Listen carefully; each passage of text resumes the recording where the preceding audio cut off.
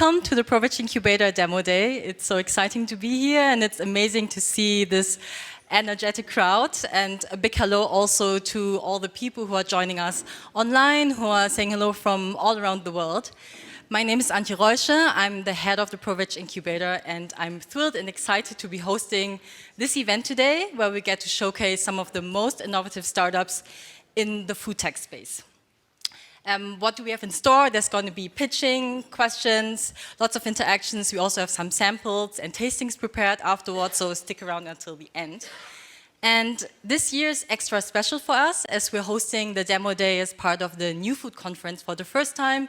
We're delighted to be part of this fantastic program. And we've also mixed up the format a little bit. So for all of you guys who are with us in the room today, not only will you get to see the current startups pitching, you also get to meet some of our alumni companies who we have invited back to the stage to share some of the progress, and we're going to engage in a little bit of discussion afterwards. In recent years, we've seen incredible advancements in the technologies, and we've seen a lot of progress towards tackling some of the most pressing issues in our food system. And I think after a lot of conversations and discussions throughout this conference today, we can also agree that there's been setbacks and obstacles. But because of that, I'm really happy to kind of close the conference with a bang, with the Demo Day, with a look into the future. And I really hope that you guys feel the spark of passion and excitement that these young founders bring to the industry that we all need so much at this time. And I hope that you leave as excited and inspired by their solutions, about their proposals and their work as we do. My clicker, 1 sec. Where's that? So, before we start with the pitches, I'd just like to spend a few minutes to introduce us, the ProVeg Incubator, and yeah, especially for those of you who are not as familiar with our work. As one of the globally leading programs for food tech incubation, our mission is to support high-impact startups that are developing alternatives to animal-based products and ingredients. That's our whole mission, and we've been dedicated towards this mission from day one. We're very proud that back then when we started, we were actually the only program of its kind to have this unique focus on sustainable and animal-free food innovation. Oops, back. And yeah, we started this whole project, the incubator, 6 years ago in 2018. And if you fast forward to today, we're super proud that our alumni community has grown to more than 100 startups globally. Some of these people you recognize, some of these people you also see later in the room. They are some of the pioneers of this industry, really innovating along plant-based innovation, developing end products, developing ingredients, as well as developing the enabling technology to scale some of the issues in our industry. And not only is it a very big community, it's also a very diverse one. We're super happy to bring together this diverse crowd of founders who are representing more than 35 countries, literally from New Zealand to the US and anything in between, which makes for such a vibrant atmosphere when we work with them, and it's a very gratifying experience. And of course, I want to use the time on stage to share some of the good news and what's have been going on in our alumni community and celebrate the successes. And I'd love to start it off with Selva. This is a Brazilian company working on cultivated fat ingredients. They've recently closed a 2 million seed round and have also been awarded with the Most Innovative Ingredient Award at the FI Innovations Award. So congratulations to the team around Sergio and Bibiana from Brazil. Next up, another portfolio company of ours based in Switzerland. These guys have raised a 5 million seed round to advance their yeast fermentation platform, which will bring creaminess and fat and indulgence back to the alt dairy industry. And then we also have Jules. These guys are based in New Zealand. They've raised a 600K pre-seed round to advance their gaseous fermentation process, which will then allow them to convert carbon emission streams into protein ingredients for the food industry. Who else do we have? Cultimate Foods. These guys have raised a 2.3 million round this year. It's a big success with a lot of high-profile investors in the biotech space, and I'm really happy that they will also later come back to share the stage and pitch, and so you hear firsthand about what they've been up to. And then last but not least, there's Poseidona. This is a Spanish company, a female-led founding team working on upcycling algal food waste into protein ingredients for the food industry. And with this round, they're going to launch with 2 new products to the market. All right, so that was about our short snapshot of our alumni highlights. Who we else have is the team, and of course I want to say a big thank you to the amazing team at the ProVeg Incubator. There's brilliant people working behind the scenes with the startups in the past 5 months, but also in the weeks leading up to today. So thank you so much to Albrecht, to Alex, to Yas, Vicky, Gabby, who cannot be here with us today, but I hope you're watching online, Leonardo, and Prakrit. And if you feel inspired by what you're seeing today, if you are a startup or if you know of a startup, you can find out more about our work and on our website and apply for the upcoming cohort in the spring of next year. We'd love to hear from you guys. And yeah, let's turn our attention to the current cohort. I'm getting there. We've worked together for the past 4 months really intensively throughout this program. There's been more than 100 hours of activities. We had more than 50 speakers and experts joining us in this adventure. And I want to say a heartfelt thank you to all the mentors and contributors and supporters for sharing their wisdom and experience with the startups and making such a big contribution to our work as well. And now for today, I want to introduce the 5 groundbreaking startups that you'll get to see. From North America, you're going to see Atlantic Fish Company, the Friends and Family Pet Food Company, and Optimized Foods. Then we're moving to Africa, our friends from Egypt. We have AlProtein represented today. And then last but not least, from Asia, there's going to be Fisheroo. And here you see a photo of us at the very beginning of the program when we first met in person for the first time. This is at Gleisdreieckpark, just around the corner. And I want to say a big thank you to all these founders that are sitting over there. Your determination and drive really makes all the difference. It's been so inspiring to be on this path together and witness some of the successes. Some of you have raised funds, some of you hit amazing technical milestones, gained your first customer traction, and I'm really honored to be able to share these successes today with a bigger audience, with you guys. And now I just want to say how what you can expect. We're going to have these 5 pitches for demo day. Each of them are going to pitch for 5 minutes, followed by a 3-minute Q&A. And for all the people who are joining us online, there's also a Q&A function that you can see embedded in the stream. We'd love to hear from you, introduce yourself, ask the questions, and we'll be trying to answer as much as possible throughout the event. And now to our esteemed investor panel who will be leading the Q&A section after each of the pitches. I'd love to introduce you. Thanks so much for being with us here today. So we have Fabio Ziemßen from Zintinos, Mirdo Parikh from the European Circular Bioeconomy Fund, and Bernhard Jaub from Green Generation Fund. Thank you, guys. And with that, let's get it started. I'd love to invite the first company up to the stage. Please give it up for Doug Grant from the Atlantic Fish Company.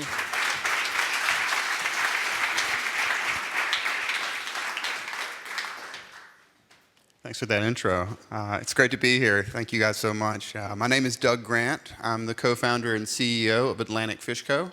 And we are using cellular agriculture to make the world's most sustainable cultivated seafood. So the ocean's always been a huge part of my life. I grew up fishing with my dad on the Gulf Coast in the US, learned to scuba dive when I was 13, and years later joined the US Navy as a helicopter pilot flying all over the world. Fast forward a few years, and during COVID, I started a little podcast covering the AlProtein industry. And this was just a side project, but it really changed the trajectory of my life. I became very convicted about how much animal protein is affecting climate, and then specific to seafood, that 90% of our wild-caught fisheries are overfished or they're harvested at max capacity. This is going to break. This system is not sustainable. Now, the good news is that cell ag can solve these problems and give us real animal protein. However, the industry has not yet delivered on this promise, and this is because companies are starting with the wrong products. Using this technology right now to compete against commodity chicken and commodity beef is just a very, very difficult business model. So instead, we found a winning market for cell ag, focused on fish that are over $40 per kilogram right now. We're also going after fish that can't be raised very easily on fish farms, so we don't have competition from aquaculture. And last, sustainability.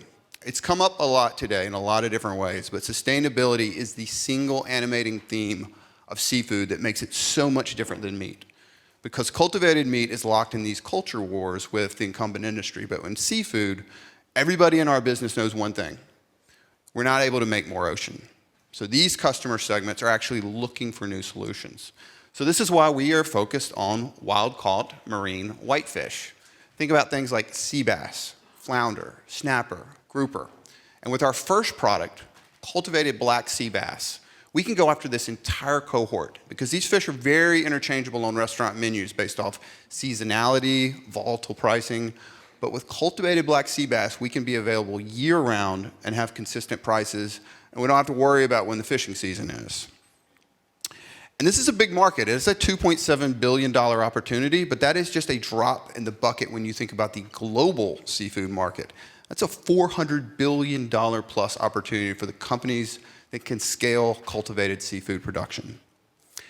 And our go-to-market strategy is focused on two customer segments: seafood distributors who sell to restaurants, and then also to restaurant chefs themselves. So during the ProVeg program, we did our first product demo externally with these customer segments using our sea bass bite. And Josh, pictured here with me, is a seafood distributor that sells to high-end restaurants. He was one of the first people to try this product. And the first thing out of Josh's mouth when he tasted it was, "That's crazy, you were freaking me out." And so as you can imagine, not what you want to hear, but a little bit nervous, but then like really quickly he follows up, and that's really impressive. He was blown away. And he went on to say what we've heard from so many other customers: the fact that we're focused on a premium fish, black sea bass, and focused on sustainability is a winning value proposition for this market. And so we're going to get to market in 24 months, and here's how we're going to do it. We're very proud to share for the first time ever, we are the very first cultivated seafood company to win the USDA's SBIR Phase 1 grant. This has supplemented our pre-seed round that we closed this past June. This is going to help us get down to $1,700 per kilogram on our COGS. From there, we're going to raise the seed round with a target end COGS of $10 per kilogram. Now you may say that sounds a little bit aggressive, and that's fair, but consider this. When we started ProVeg, we were over $14,000 per kilogram. We've reduced FBS by 80% in the last few months, and so we're well on our way to reaching this target and winning this market. As I mentioned, we're launching our seed round later this year, or next year rather. We would love to have you on board. If you care about building a more sustainable, ethical future for our oceans, please come talk to me at the break. Thank you so much, and I'd love to take some questions.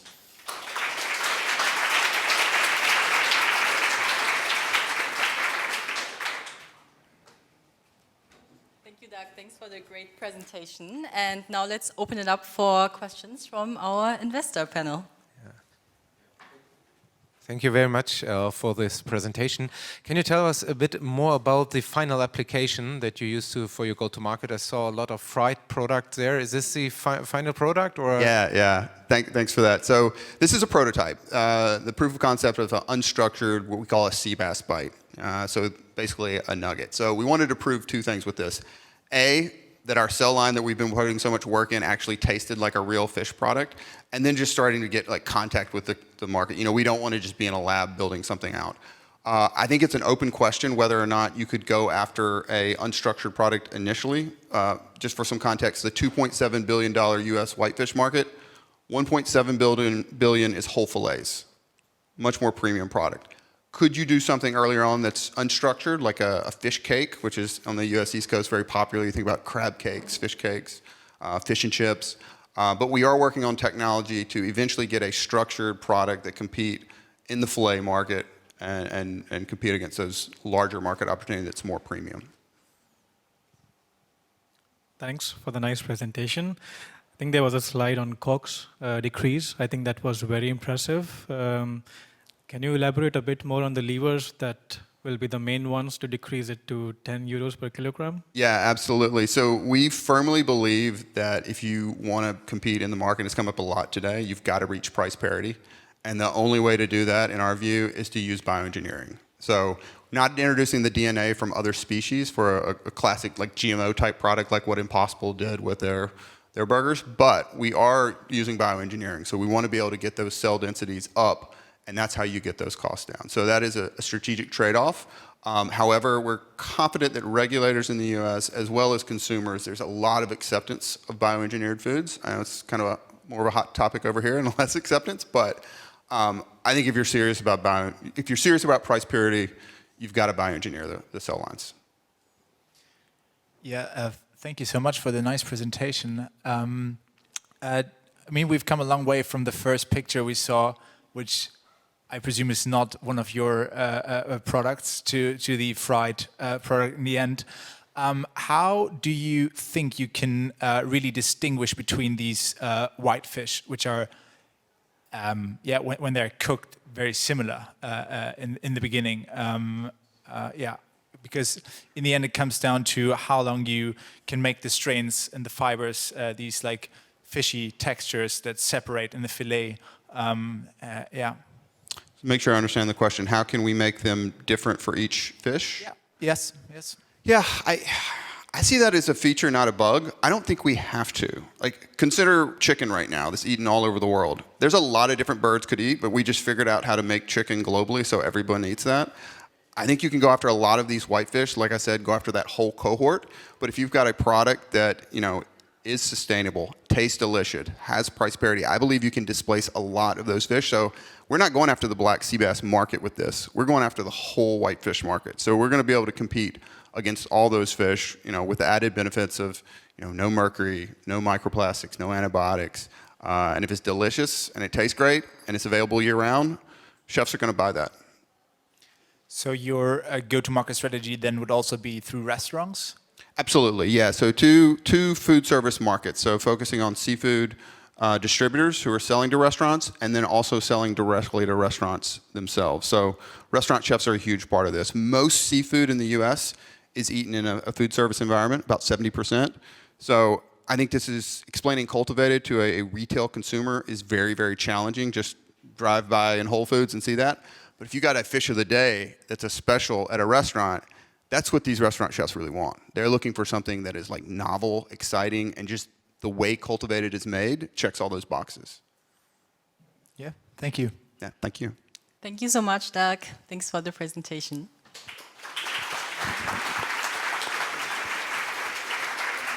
Okay, thanks, guys. So first pitch down, second to come. I'd love to welcome Scientific Director of Optimized Foods to the stage, Cody Yothers. Please give it up for him.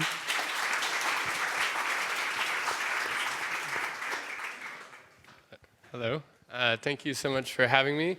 My name is Cody Yothers, and I have my whole life been trying to make healthy food for my community, first as a farmer and now as the technical co-founder of Optimized Foods. We're enabling the power of mycelium to make better, more sustainable foods, and we're doing that by using a unique, novel, and natural encapsulation process. This platform allows us to address a few key problems in the alternative protein space, and today I'm going to talk to you about alternative protein's big fat problem, which is the fat they're using, particularly in alternative meats. Saturated fat is sort of the state of the art. It's coconut fiber flakes is generally what's used. There's a variety of those products, but they're limited. They're unhealthy. They disappear when you start to cook them. They're unsustainable fats. And importantly, they don't provide any texture to the formulated product. Just the health factor alone was enough to have Beyond reformulate to change to avocado oil. So that addressed the consumer's health concerns a little bit, but now there's no functional animal-like aspect to that ingredient. And so I want to introduce you to the ingredient that's going to replace saturated fat flakes and alternative meats and solve this big fat problem, finally. This product is called high fat. It's our spherical mycelium encapsulating the fats into that structure to provide a package that is both nutritious and has function akin to animal fats. By encapsulating healthy oils and fats within a mycelial structure, you're now introducing texture into your formulation. In addition, those healthy oils become a solid particle, which means you can use it as a drop-in replacement, so no retooling is required for the formulators. And it's really flexible. We can change the size, texture, color, etc. It also looks good and it cooks good. We can retain 40% of the fat within the actual product, and also it kind of browns while it cooks. This is another added benefit, as well as being a clean label and a whole food ingredient. So how do we do this? We have one process with 1,000 levers we can pull. It's very important for us to start with sustainable feedstocks. So we use agricultural side streams, think walnut hulls or tomato pomace, and we use that to create a spherical mycelium structure that we can package a variety of nutritious and also bioactive compounds. So our go-to-market strategy is to launch high-fat into this growing fat replacement market. It's expected to reach $4 billion in the next 10 years. And we're working with companies across the value chain, from innovative CPG companies to global CPG companies and fat suppliers themselves. Each one of these, we're working to license specific applications of our high-fat product. But this one process enables an expandable portfolio of products. So beyond high-fat, we have a lot of space and different kinds of compounds that we can stabilize in our mycelium. So nutrient and ingredient encapsulation, functional mycoprotein products, and just to demonstrate the versatility of this platform, we developed sort of this demonstration product, cultured caviar. So we went after the hardest texture and flavor profile that we could think of in a food, and I'm so happy to let you guys know that you'll be able to try both of these products today, right after this. So we have cultured caviar and our high-fat product, and they're all vegan and non-GMO. I think the most exciting part for me is to see how much interest we've had from the alternative protein industry so far. We've had over 20 companies come to us asking for specific solutions around encapsulation of fats and other compounds. We have several of them in sort of our development and partnership pipeline and more online waiting. And we've generated $200,000 in revenue from one signed contract. We've met our milestones and we're looking forward to a follow-on of up to 300 with that same partner. Our process is patent protected. We have 2 exclusively licensed patents from UC Davis, 1 provisional from ourselves, and we have more to go. So our team is I like to think of it sort of like a mycelium structure. It's a group of wonderful people that have all come together. We have serial entrepreneurs, engineers, and scientists that really are able to drive this project. We all kind of came out of UC Davis in some way, the University of California, which is a big food and ag school, food science school, and we still have those active advisors and ecosystem there that really helps us lead the way. And we have the industry leaders that we need to get into market. So we have the interest and we have the technology developed, and we're ready to raise our seed round. The main goal of this is to secure term sheets and licensing deals with larger CPG companies. We'll also be expanding our portfolio and scaling up and in-house a little bit. And yeah, that is our story. So we'd love to see you over at our tasting table after the alumni event. I'm here, and also Zane and Lynn, my colleagues, are as well. So thank you very much, and I'd love to take questions.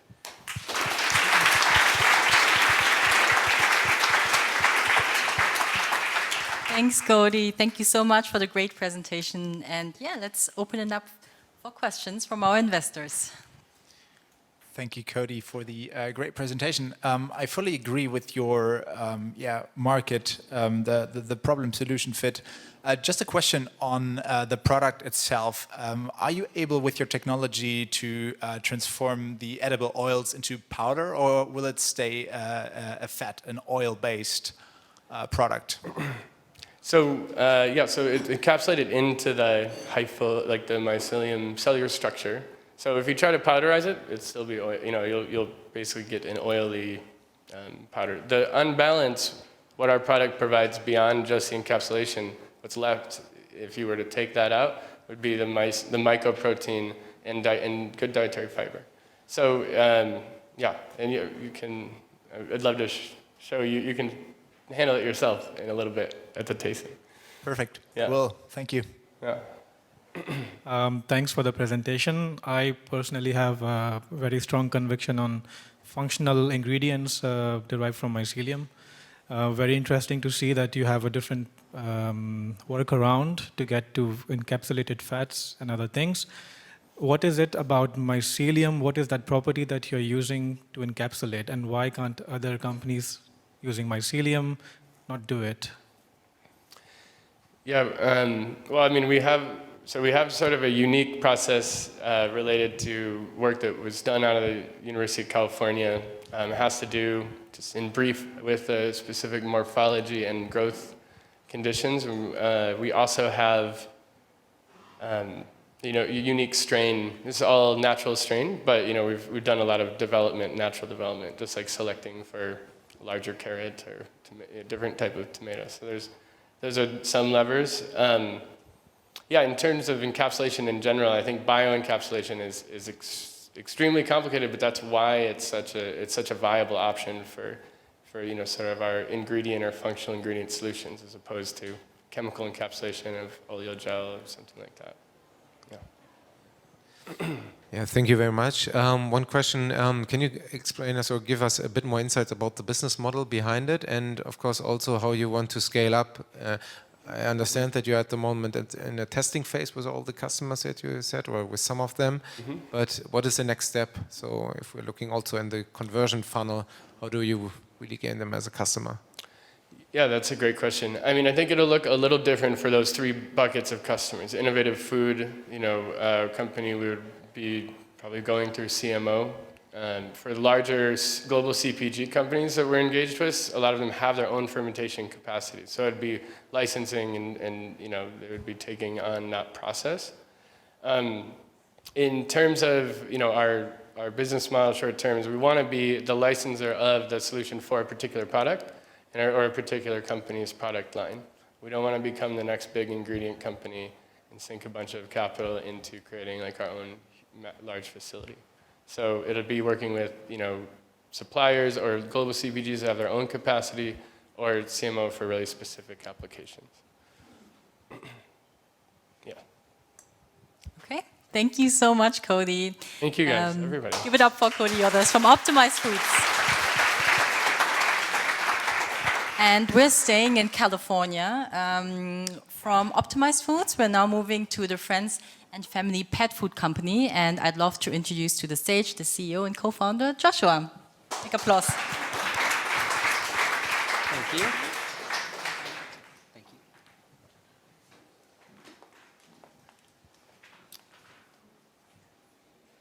Hello, I'm Josh, and I'm here because I really like cats and kittens.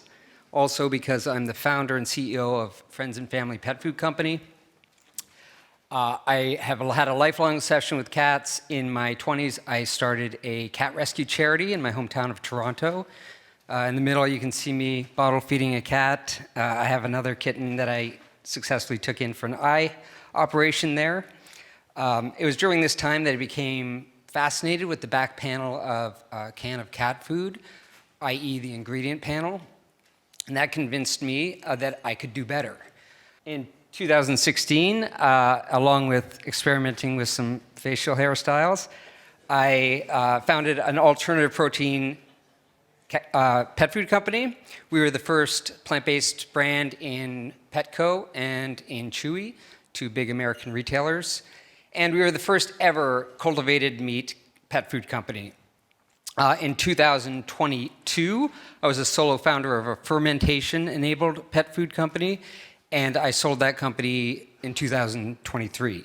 Okay, so what I learned during those my two first companies is, one, you have to have an innovative product. It's a must. And number two, you have to have distribution. And those two things are crucial to create demand, to validate your product. This is sort of the template for my company today, and we'll come back to this theme a little later. But more about the demand in pet food.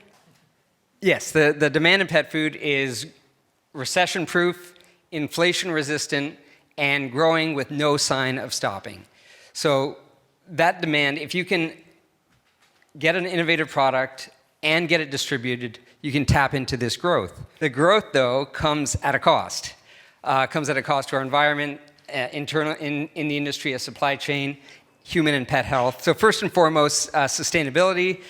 All the detrimental effects you've heard about from meat production, about 1/4 to 30% come from the foods we feed our cats and dogs.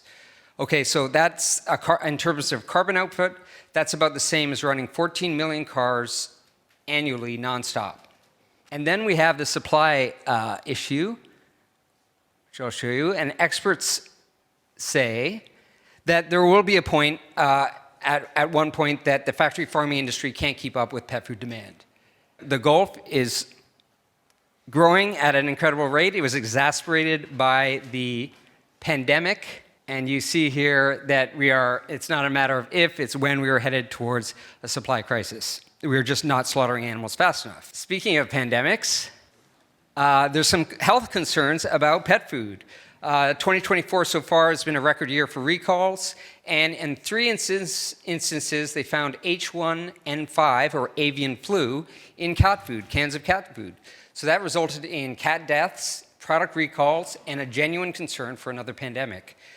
Now, public health experts say there's a low risk to humans from this, the avian flu that's found in cat food, but as a consumer, I'm sure you'll all agree with me, I prefer no risk.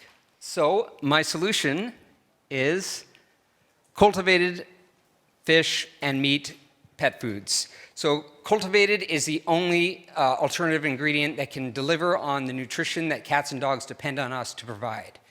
As I was saying, cultivated is the only alternative ingredient that can deliver on the nutrition, so that's not precision fermentation and that's not plant-based. That's cultivated, because we can customize the nutrition to hit the essential and unique nutritional requirements of cats and dogs. So our model is different from any other cultivated meat company in that we're an innovation studio. So first of all, there's no other pet food company on the marketplace cultivated going straight to consumers like we do. But instead of outfitting a lab, creating a pilot facility, raising $30 million, we are forming partnerships. We're focused on partnerships and profitability. So we can partner with human food companies that are making cultivated ingredients, and we provide a pathway for them to get to the marketplace. So you heard in some of the panels that were happening just now about cultivated human food companies struggling to find a place in the market. Pet food offers that. It's a more straightforward regulatory process, and it's an easier, faster, cheaper way into the market. So through partnerships also, I'm able to get a varied amount of ingredients, whereas other cultivated meat companies focus on one ingredient and scaling that up. I can add numerous ingredients, and right now I've got a pipeline of cultivated fish, chicken, beef, and a cultivated animal broth. Broth in pet food is actually valued at a higher price than the meat itself, so it's a very sought-after ingredient. My first product, is no surprise, is a treat for cats. I created this product with my first tech partner, which is a company out of Singapore called Umami Bioworks. They created a cultivated whitefish. I blended that whitefish with my proprietary pet food platform to create this freeze-dried treat. Not only that, I've created an entire product line with Umami, and this is sort of the template. So for each human food cultivated meat company I partner with, I can create a product line of branded ingredients, and Friends and Family is sort of the master brand. So I'm creating a house of brands, which is sort of like, gets back to my point of an innovation studio of sorts to highlight all these cultivated ingredients. So far, a little bit about my progress. I have a lineup of biotech partners. I've designed products. I'm in process with both the FDA and the Singapore Food Agency. I have manufacturing and retail relationships in place, and I have a couple of the big players who are interested in the product lines that I'm developing. With my accelerated product line, I'm able to do a couple of things in tandem. I'm in the middle of the regulatory process, as I said, right now. So next steps would be manufacturing and eventual launch, which I'm looking at in 2025 to get in front of a customer.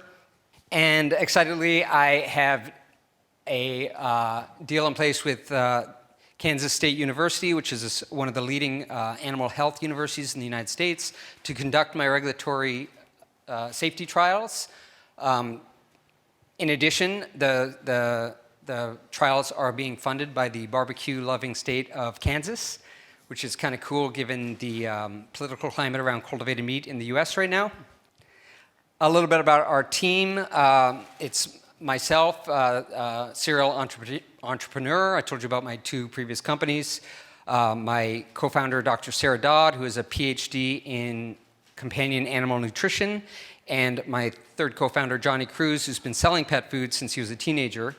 So you have, again, my model, which is Sarah can innovate and make cool foods, and Johnny can distribute them.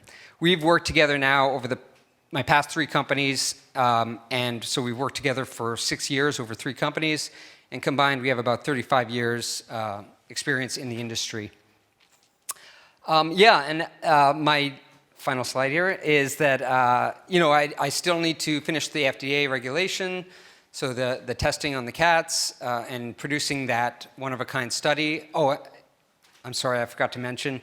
Kansas State is going to publish a first-of-its-kind study, a peer-reviewed study on the effect of cultivated meat on the cat's microbiota. So no other company has gone kind of public with the results like that, so we're going to be the first of its kind there. And on my last slide, I just wanted to say that to finish the regulatory testing and to get to market, we're raising a small amount of money, and I'd love for you guys to be a part of the future of pet nutrition. I'd love to take some questions. Thank you. Yeah.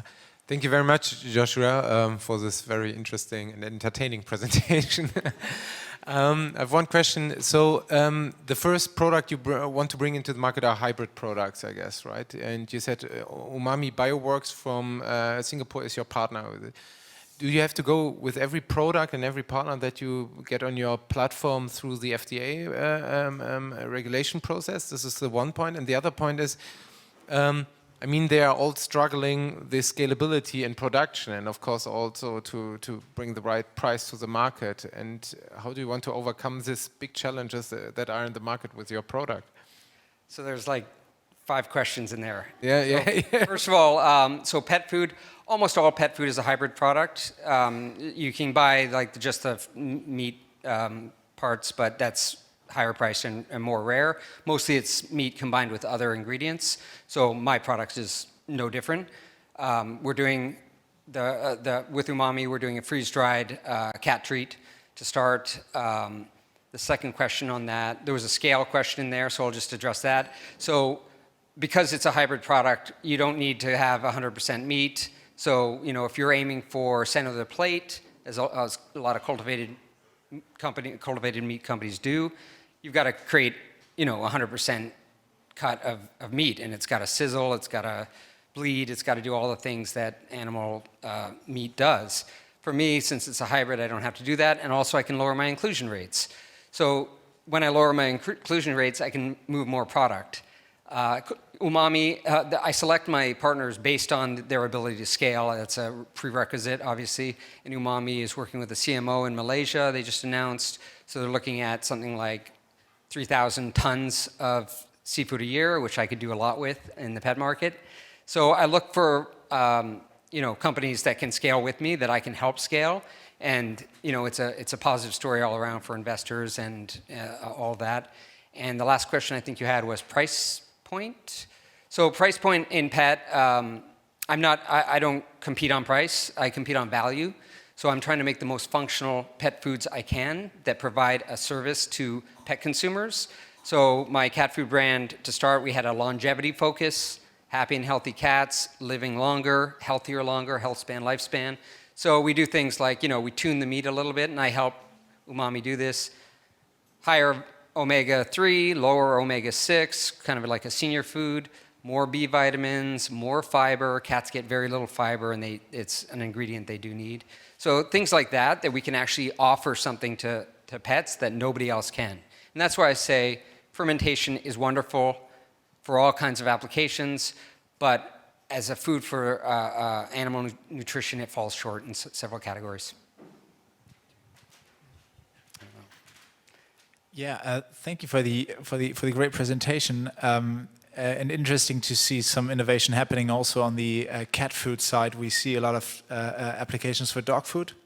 Can you maybe tell us a little bit what's happening in the field of commercialization? I mean, you're now in the market for a few years now. What are the next steps? I already saw M&A as ongoing processes. Yes. There are no sales yet, so or am I wrong? Maybe you can shed some light on that. No, that's 100% correct. There's been one regulatory approval for a pet, and that's in the UK, but no products. So that's one of the problems I see in cultivated industry writ large.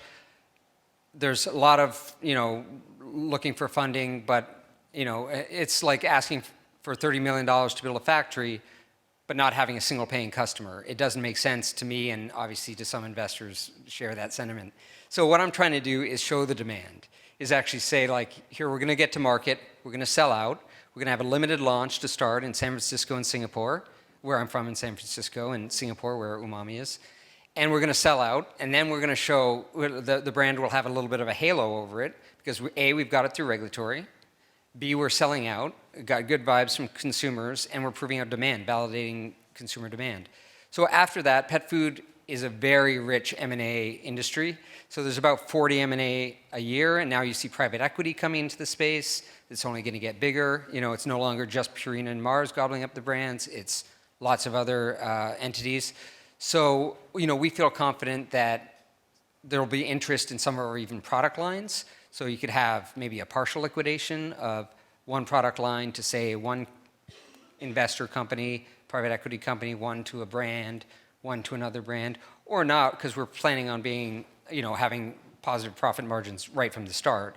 So, this is either way, this is going to be an iconic pet brand. The cultivated Blue Buffalo. I don't know if Blue Buffalo's in Europe, but it's going to be one of the big brands, just cultivated, and I'm going to do it with a number of different ingredient lines. And I have no idea how long I've been up here for. Probably too long. A little bit too long, but but it's been very interesting. Thank you so much, Joshua. We'll talk afterwards. Thank you.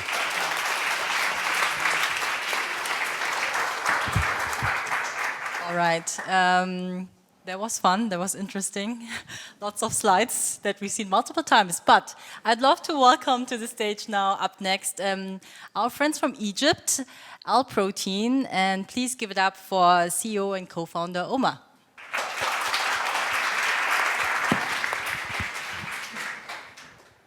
Let's hope the slides work this time. Yeah, I need to test it first. Yeah, working. Perfect. Vegan. Affordable, sustainable, and AI. Unconventional mix, right? Absolutely. Hello, everyone. I'm Omar, and this is AlProtein. And yes, we take pride in being unconventional. At AlProtein, we are crafting more affordable, more functional, alternative protein ingredients for the future of protein. Global food security is a global problem. But in 2022, we were hit the hardest by food supply disruption after Ukraine crisis in MENA region. And now, with climate change, the need for resilient but scalable food system is more important than ever before. At AlProtein, we saw the underlying problems in the protein market over the last 10 years. We saw functionality challenges, scalability issues to crack affordability, and more. But gladly, we found a solution. We are using co-culturing for higher functionality and harnessing AI to automate and scale our bioreactors. Let's go through it in details. We start by our local ingredient nutrient mix, which is trade secret, by the way. So this let us co-culture lemna, also known as duckweed, and microalgae in the same bioreactor. Here, where it gets a little bit tricky. So using sensors, we are tracking everything in real time, and this sensors is feeding our multi-model AI systems trained on hundreds of thousands of data points, hitting 96.3 in terms of accuracy.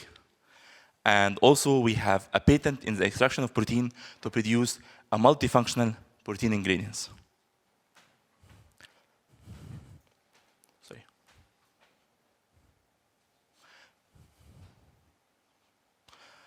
Here is where it gets really interesting for us. We grow everything in desert using no arable land, no fresh water at all. And in terms of numbers, our technology has enabled us to produce the same high quality protein powders at scale with less cost and in a more sustainable way. Sorry, the slide gets messy. So, how functional our product, you may ask. Our product is not just functional, it's a game changer. We are replacing the methylcellulose with a fat and flavor enhancement, 3 to 5x more affordable. On top of that, our powders are complete protein with essential amino acids, and it's non-GMO as well. We work as a B2B ingredient providers. For vegan cheese, vegan meat, and vegan protein supplements. This is our customer portfolio. We are now focusing into EU and MENA with 4.5 billion as our targeted total addressable market, and we have been able to do so far.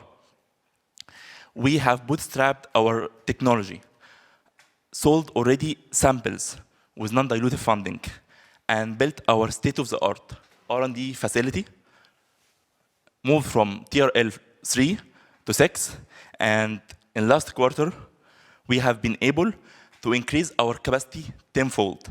And get this, we are signing this month 3 LOIs with more than 1.1 million in revenues, and we have already secured an agreement with a CMO to deliver on those LOIs.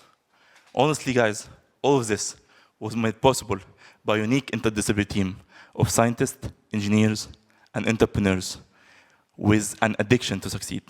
I myself am a second-time founder. I'm leading AlProtein with my co-founder, Mohammed. He has a B2B sales experience, and Shahid is leading the R&D part with her protein science acumen. Also, backing us is a world-class advisory board with over 100 years of combined experience from top institutes in Europe and MENA as well. Today, we are announcing our 1.5 million pre-seed round with more than 30% already soft and hard commitments so far.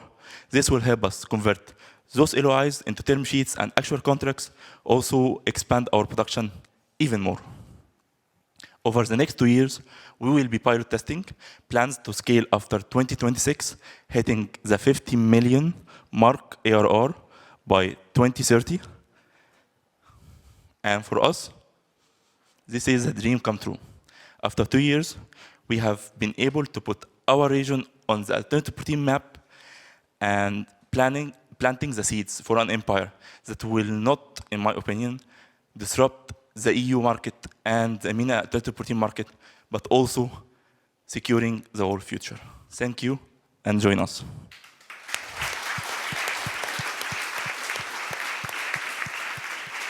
Of course, I love questions.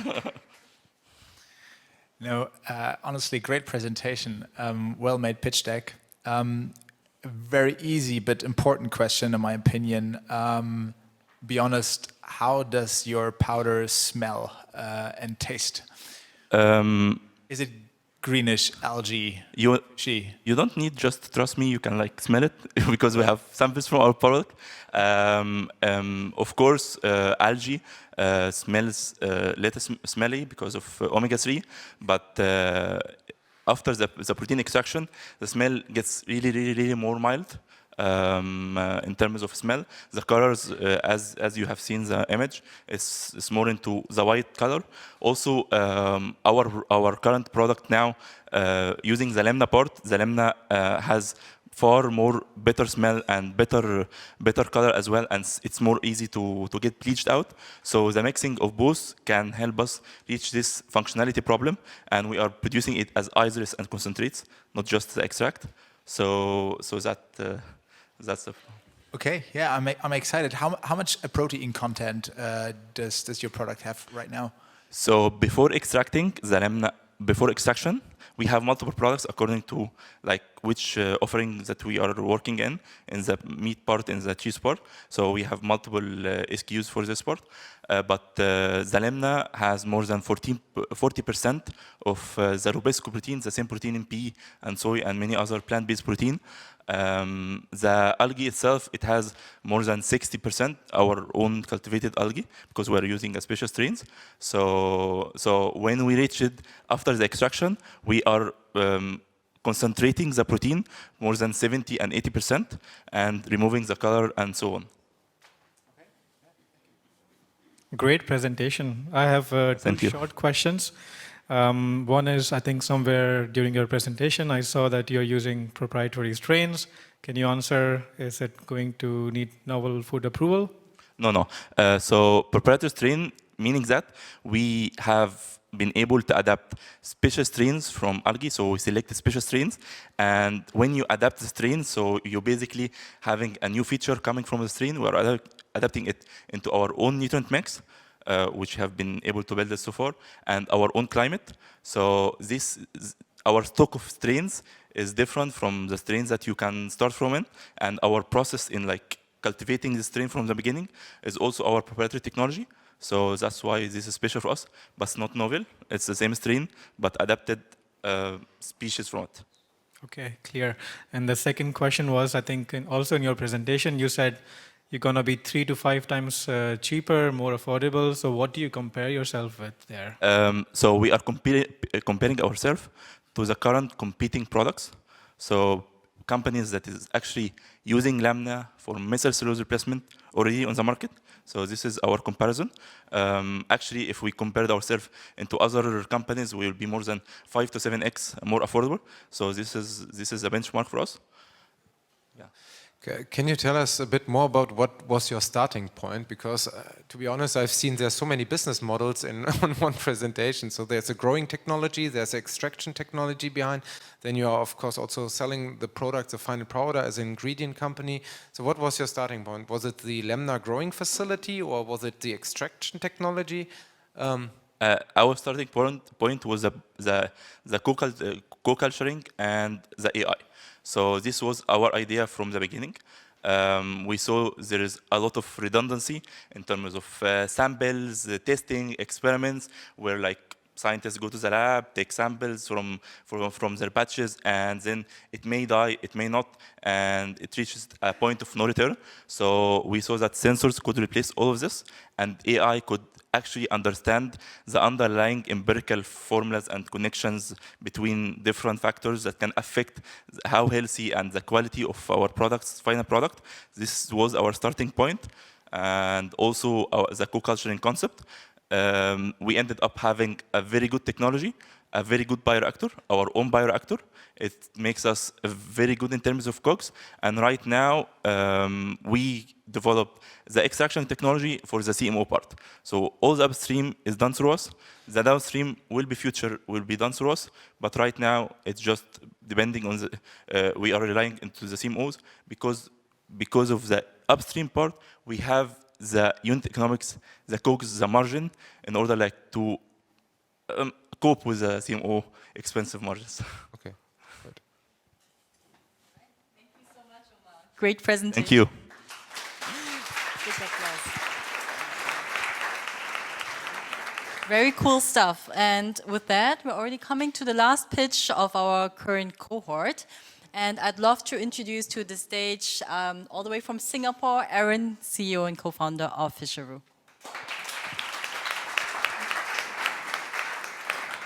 Hey guys, thanks for having me. Well, Cultivated is a promising solution that aims to revolutionize the food industry. But after a decade of R&D and billions sunk into the space, companies are still struggling to scale because Cultivated is expensive. And there are many cost drivers here. you may have heard of how serum is expensive or how bioreactors are outdated. But if we peel back all the layers here, cell growth is the single variable that has the greatest impact for scale, for cost. How? Well, with faster cell growth, companies would require lesser media, bioreactors, infrastructure, manpower, and the list goes on. But we can all conclude that faster cell growth equates lower overall cost of production. And unfortunately, cells in cultivated, too slow. In a mature industry like biopharma, cells double on average 14 hours to produce products at the cost of drugs. And in cultivated, with cells doubling at best 24 hours. And with just 10 hours of difference, cells in cultivated would require 100 times more cost. I'm Aaron, founder of Fisheroo, and at our company, we're committed to changing this, focusing on supercharging cell growth, starting on a cellular level. Introducing Morph, our novel cell enhancement platform that delivers a stimulus to cells. The results? 20% more speed, which really means 3 times lower overall cost of production. Not to mention, Morph works with any cell lines, and it's a plug-and-play solution that requires no changes in media, bioprocess, or really anything. With our technology, we'll be going to market in 3 phases, starting off with accelerating R&D in academia, to supporting companies in their initial market testing by providing them with scalable starting material. The sweet spot here, though, really is to leverage Morph as an enhancement platform. Be it companies with their own proprietary cell lines or our own in-house cell lines, cells can be sent to our facility, enhanced, and be back in 24 hours. And we're also changing how cells are being monetized in the industry today. From the standard license-based, royalty-incurring model to a license-free approach where our customers, the end product manufacturers, are capable of maximizing their margins, while we incur a recurring revenue where our enhancement lasts for a production run, which creates a lock-in effect where our customers will keep coming back to us every single time. And the model isn't the only thing that we are differentiating ourselves upon. When it comes to performance, we have a cell enhancement solution, which really means we can get any top-growing cells faster than they already are, or without needing genetic modification. Better for regulations, better for scale across different species. So, with our cells, we're now focused on 2 things: widening our offerings to more species and improving our process to deliver a better boost. And we're not done with supercharging growth just yet.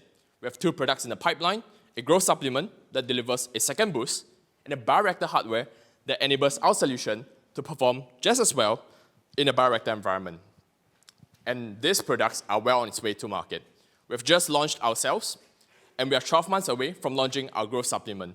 And in 2026, we'll be launching our bioreactor hardware. So, what else have we achieved? Well, with our solution, we have received tremendous interest from the industry. I'm glad to share that we're already generating revenue. And on top of that, we have the backing of some of the top VCs in AlProtein, and we've raised nearly $1 million in non-dilutive funding to support our development. And all of this wouldn't have been possible without the team. We're a team of experts in both tech and commercial background, and we're further endorsed by a team of advisors with VC and deep tech expertise with more than 50 years of collective experience. As one, we're here to change the industry. But we can't do this without you, the investors. So we are looking to raise a seed round, which will be focused on several things. 1, acquiring greater technical niche. 2, expanding our market from APAC into EU and US. On the tech front, we'll continue to widen our offerings to more species, get our enhancements to be much better, and to scale our solutions in larger scale bioreactors to show that they are scalable. And last but not least, on the revenue front, we'll scale our customer base, and that would prime us to reach an ARR of US $30 million. With that, thank you, and I look forward to the questions.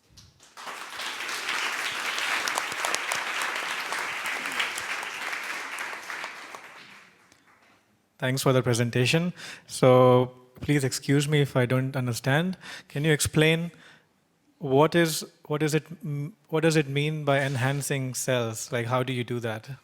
Right, that's a great question, and thank you for that. So we provide a stimulus to cells, which allows them to be hypercharged, and this allows them to grow much faster, which has a profound impact profound impact on the cost structure of the end product. So it helps to reduce the costs. Yep. Hope that answers the question. Yeah, yeah. Thank you.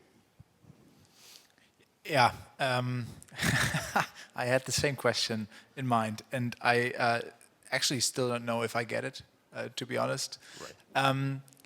It's a plug-and-play solution that you sell to customers on a, not royalty fee, but service fee, and that helps to grow their sales. And you can do that for all kinds of cultural sales, so yeah? Right, that's a great question. So the way we do it is, if a customer would like to work with us, they would send their sales to us. We will enhance them on site, on our site, send it back to them, and they can use that for their production runs. So it's the seed culture that you use for your bioreactors. So we wouldn't do any modifications to the seed culture. It comes in a small vial. We enhance it, send it back to them, and they are ready to use it for their production lines.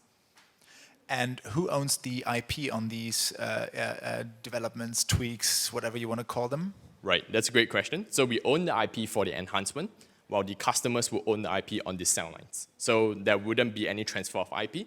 It's just basically you coming to us as a service, we enhance it, and it goes back to you. Okay, thank you. Thank you.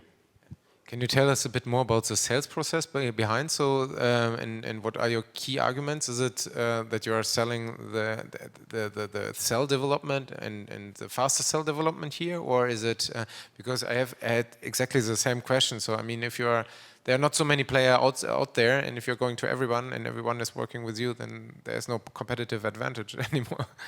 Right, that's a great question. So our solution focuses more on the enhancement side of things, where a company like Upside Good Meat goes into production and they are looking to improve their margins on the end product, they come to us, get their cells to be enhanced for one production run. So the enhancement lasts for a production run.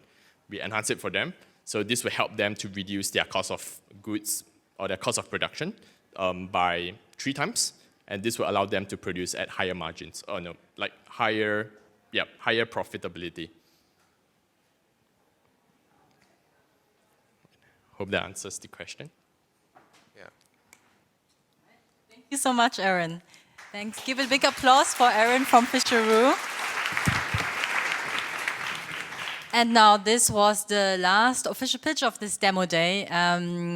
And what will follow now is a little bit of a tradition. We're going to find out who are the favorite startups, both from the audience perspective as well as from our jury. So everyone here in the room, you can scan this QR code, the same for the people online, and cast your vote for who you thought was the best pitch or the best startup. And we're going to reconvene back in 2 minutes. Let's see how fast the jury votes are coming in. And yeah, we'll meet back for the award ceremony. Thank you, everyone. After this short break, we are back with an exciting part, which is the award ceremony. See, there's still a few people chatting, but you don't want to miss this.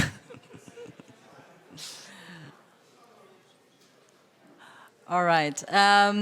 So let me announce who was the audience favorite startup. It's been a very tight race, but I'm really happy to call to the stage our friends from California, Optimized Foods. Congratulations on the Best Audience Award. Cody, come up here. Here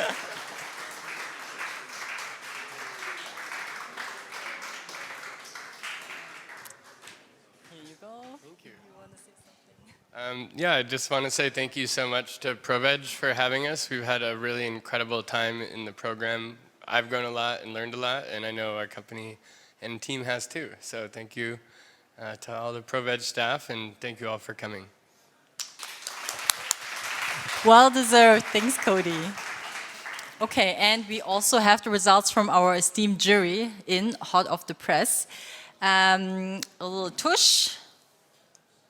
The jury award this year goes to AlProtein. Congratulations, Oma, come on to the stage. Here you go. I didn't expect that. Yeah. Thank you for selecting this. I really enjoyed my time during ProVeg. If you have seen my slide, like the last quarter have been very busy for us. We have achieved many things, so thank you for this. It was a changing time for us in the last quarter. Most importantly, I thank my team because my co-founder Mohammed was coming, but he had a surgery, unfortunately. So I thank for them for standing behind this idea. We are spreading right now between multiple countries, and this makes us very challenging in terms of culture, but they have been able to do it, and I'm proud of them, and thank you, ProVeg. Congratulations, Omar. Well deserved. So this is officially the end of the ProVeg Incubator Demo Day, at least for our online guests. Thank you all so much for joining. I hope you enjoyed it a lot, learned a lot. Please reach out to us or the companies afterwards if you want to learn more about them. I hope you saw the little QR code that leads to document connecting you with them. So have a wonderful evening and goodbye.